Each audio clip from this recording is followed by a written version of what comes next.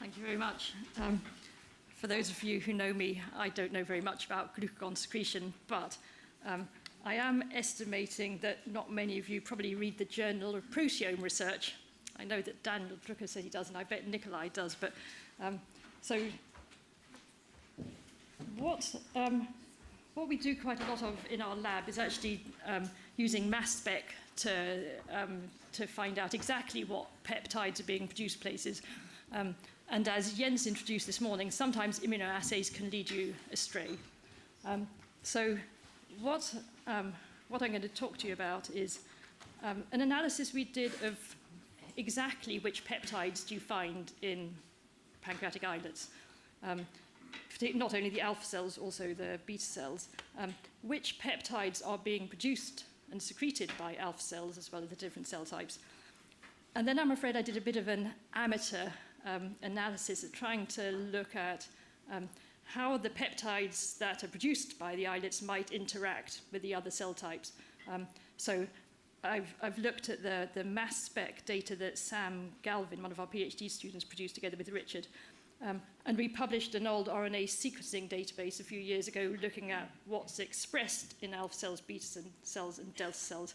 So since Nikolai gave me this lovely talk title of intra-islet crosstalk, I'm going to try to tell you what I think we can maybe extract from the data we've been producing.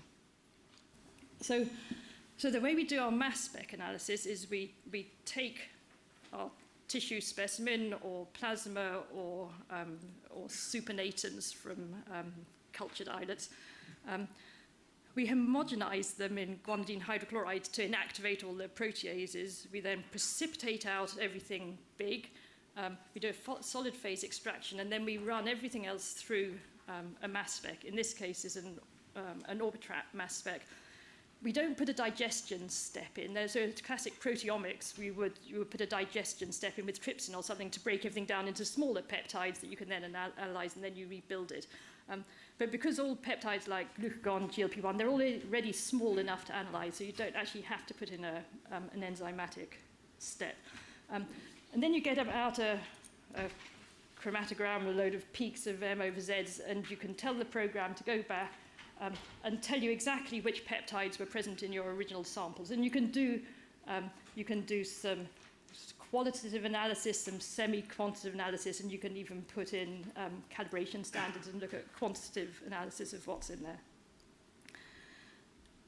So the first thing that we did here was just to take standard mouse islets and scrunch them up, put them through the mass spec analysis to see what's there. I've color-coded them by the cell type that should be producing them. So over on the left side here are peptides produced from the pro-glucagon gene. And what's plotted is the peak area of the chromatogram, so effectively how much of them there is there. I have to say we did this partly to see if we could find any new peptides that we hadn't discovered before. Partly to see whether diabetes was affecting any of these peptides. The answer to both of those questions is we didn't find anything particularly we weren't looking for before, and we didn't find any massive effect of diabetes, but that might have been the way we were doing collecting the islets. So there's some IAPP there. There's all these peptides that are coming out of proinsulin. This is mouse, so you've got 2 insulin genes, and we've broken up the disulfide bonds before we did the analysis, so you can see the A plus C and the B plus C chains. Mouse islets have some PYY in there. There's a pancreatic polypeptide and there's somatostatin 14. So pretty much as you would expect. We did the same thing in human islets. And again, you find pretty much what you would expect. You don't find the PYY. You do find a tiny bit of ghrelin fragment in there, for what it's worth. On the next slide, so a question we were particularly interested in, there's quite a lot of sort of discussion around in the field as to whether pancreatic alpha cells ever actually produce active GLP-1. So then we did some semi-quantitative and some quantitative analysis of the different pro-glucagon products. And this is me expressing it relative to the amount of glucagon. So the dashed level is glucagon. You can see that they produce some oxyntomodulin. some GLP-1 136A mode and 137, which is what you would expect, but this is not so this is cleaved at the 1 point, but it's not active GLP-1. There is a tiny bit of GLP-1 736amide and 737, but you can see down here they're at least 100-fold up to 1,000-fold lower than what you would get for glucagon. We did the same thing for human islets, and again you find the same thing. So glucagon is at 1. Here's your GLP-1 736amide and 737. It's 100 to 1,000-fold lower than glucagon. You find a little bit of GLP-2, but GLP-2 is really difficult to find by mass spec, so I don't think this is particularly reflecting the quantitation of it. It's a very difficult peptide to measure. So we don't think under any conditions that we tested that we're actually getting much active GLP-1 formed. We did find if we cultured the islets for a bit, we got a bit more of the active GLP-1. The diabetic islets were not very different from these ones, but they had been rested on their way over to analysis. We also looked for GIP because there's some old publications that say that GIP is produced in pancreatic islets. We can find it absolutely fine when we look in duodenum. So this GIP 142 and GIP 130 is completely flat in mouse islets, and that matches our RNA sequencing and our other mRNA analysis. So we don't find any evidence of GIP production in islets, which is also reported to be in alpha cells. So what we then did was we fax purified mouse alpha, beta, and delta cells, and we did these from transgenic mouse where we've got either the alpha cells labeled or the delta cells labeled, and you can use those to pull out the different cell types, and we subjected those to mass spec analysis. This is all the peptides down the side. You can see they group nicely into whether they're mostly in beta cells, mostly in alpha cells, mostly in delta cells. We're fairly sure that the purification worked fine, because if you look for the insulin fragments, they all turn up in the beta cells. The glucagon turns up in the alpha cells, and the somatostatin turns up in the delta cells. Not so much when we're purifying the cell types. I think we're losing the pancreatic polypeptide producing cells largely here. This is just a cluster analysis of this data, so it's showing the same thing, that you're getting clusters of peptides according to which cell types they're producing. Now that tells you nothing, except that they're producing peptides that are specific to cell types. We then dug down in further to look for peptides that we thought should be coming out of secretory granules. So we chose anything that looked like it came from a prohormone, or it came from a granin, or it came from one of the processing enzymes. So here now you can actually start to dig down a bit more. So these are the, since we're talking about alpha cells, these are the alpha cell products that it picked out in this. Again, what you would expect, the GLP-1s, glucagon, GAPP, and oxyntomodulin. Something that, I mean, you can take your pick and look down these. Something that just slightly surprised me when I plotted this out and looked at it was there don't seem to be any sort of particular granins coming up in the alpha cells. I don't know why not. I mean, there's chromogranins and secretogranins coming up in the beta delta cells, not much coming up in the alpha cells. You can see down here some urocortin fragments. Urocortin 3. There's also some fragments of prodynorphin turning up in the beta cell fragments. So then we did an analysis to see let's look at the secretome of islets under different conditions. We were slightly interested in the question of whether if cells were producing GLP-1, whether these might come out of a cell that's a bit like a beta cell and a bit like an alpha cell, because it might be producing prohormone convertase 1 to make GLP-1. Actually, we couldn't detect GLP-1 coming out of them. I think the concentrations in the supernatants are quite low. But what Sam did was he took the islets, he cultured them at a low glucose with adrenaline to stimulate the alpha cells, intermediate glucose or high glucose, and then you could analyze what peptides came out in the supernatants. And again, you can see this pattern here that are following the alpha cell pattern. So if you look at the beta cell pattern, things coming out at high glucose concentration. So here's your insulins all coming out at high glucose. Here's the pro-glucagon products all coming out with the low glucose plus adrenaline. PPY seems to come out a bit like glucagon, somatostatin a bit at high glucose. There's nothing terribly novel there. We also did the experiment that I know several of you have done to block GLP-1 receptor signaling within an islet incubation study. So here again, this is low glucose, high glucose. We used an antagonistic GLP-1 receptor antibody. And even when you don't add GLP-1, you can block some of high glucose triggered secretion with the GLP-1 receptor antibody, indicating, this was us copying other people, not us being new, but indicating there is some intra-islet signaling depending on GLP-1 receptors. But take that together with the data we produced on whether the cells are actually producing GLP-1 or glucagon, and it fits actually that it's probably glucagon that's acting on the GLP-1 receptors, not this tiny amount of GLP-1, although both are there at the same time. No effect of these, actually we found no effect of GLP-1 at high glucose on, this is GRPP as a measure of what's coming out of alpha cells, so this conditions wasn't affecting the alpha cells.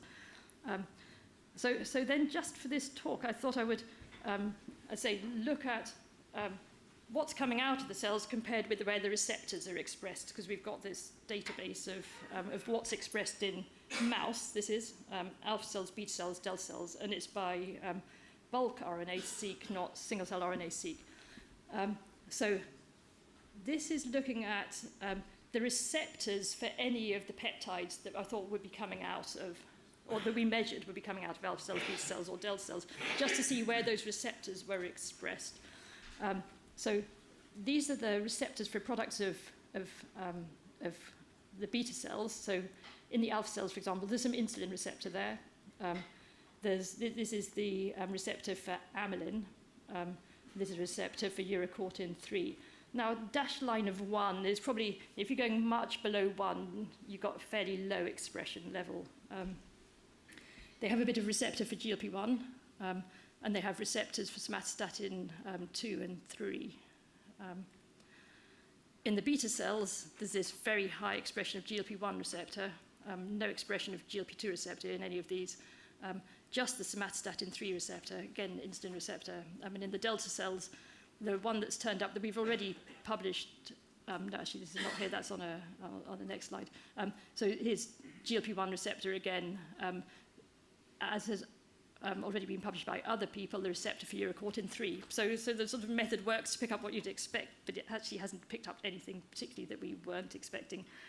So the summary of this is probably beta cells can talk to alpha cells by insulin, possibly also by amylin. Delta cells will talk to alpha and beta cells. Alpha cells will talk to beta cells by the GLP-1 receptor, probably mostly glucagon, and to the delta cells similarly. And then this already published pathway that other people have mentioned on urocortin 3 talking beta cells to delta cells. So there's a number of different peptides that can cross-talk. I then thought just for fun, I would pull out the receptors for glutamate, for GABA, and for ATP, just to see if there was, there's all this talk of small molecular crosstalk between islet cell types. I'll show it to you. Again, I wasn't terribly excited. So I pulled out anything that had an expression level over 1 in any sample, and we found no metabotropic glutamate receptors.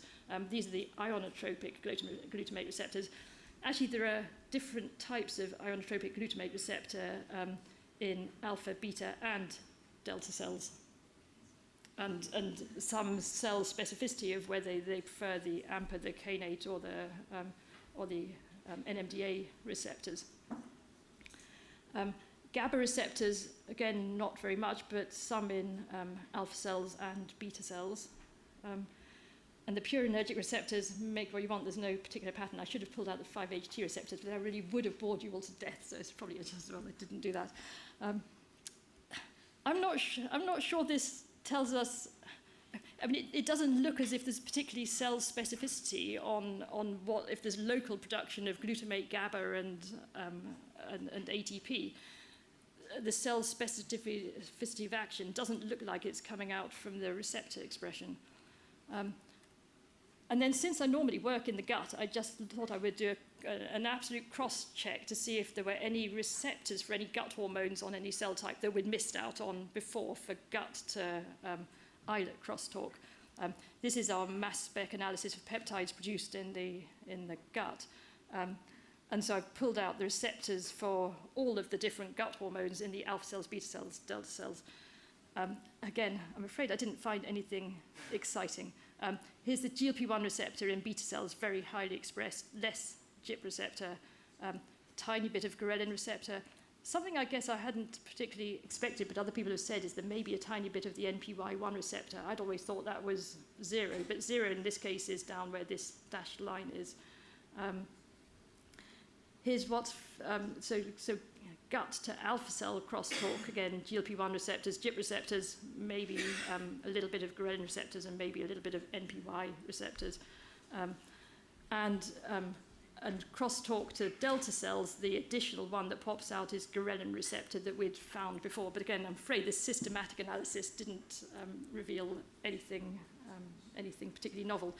So the summary of my rather not very novel talk here is that there is quite a lot of capability for peptidergic crosstalk between different islet cell types via these different receptors. So, and the receptors are not quite the same between alpha, beta, and delta cells.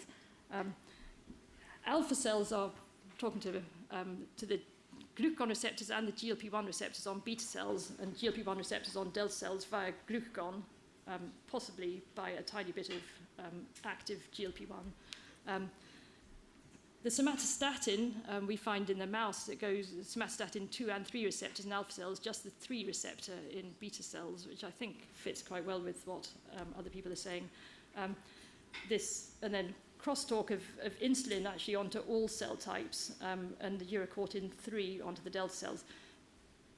And then with the gut, GLP-1, GIP, and a bit of ghrelin seem to be the main drivers of talking to the alpha cells from this sort of peptidergic crosstalk. So thank you for bearing with me. This is our group. Sam and Alice were the people who contributed mostly to this. And thank you very much, Nikolai, for inviting me to give a talk on something that I don't actually know very much about.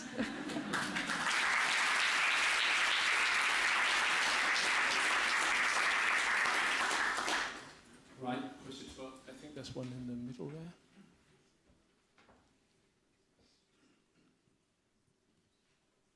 Hi, thanks for the talk. You said the data that you presented was based on bulk RNA. How could you still distinguish between what is from a beta cell, alpha cell, and so on? Oh, because when you do, so we have a transgenic mouse where the alpha cells are labeled, and if you do flow cytometry on those, the somatostatin-producing cells are really tiny. They turn up in a different place. So you can separate all the big cells, which have high forward scatter, depending on if they're fluorescent, they're alpha cells. If they're non-fluorescent, they're beta cells. And then the delta cells we pulled out because we've got another mouse where the somatostatin is driving a reporter. So we pulled those out from a separate mouse. So we've done that several times before. So we purify the alpha and beta in one sort and the delta in another sort, and then do bulk RNA-seq on those purified cells. Thanks, very interesting.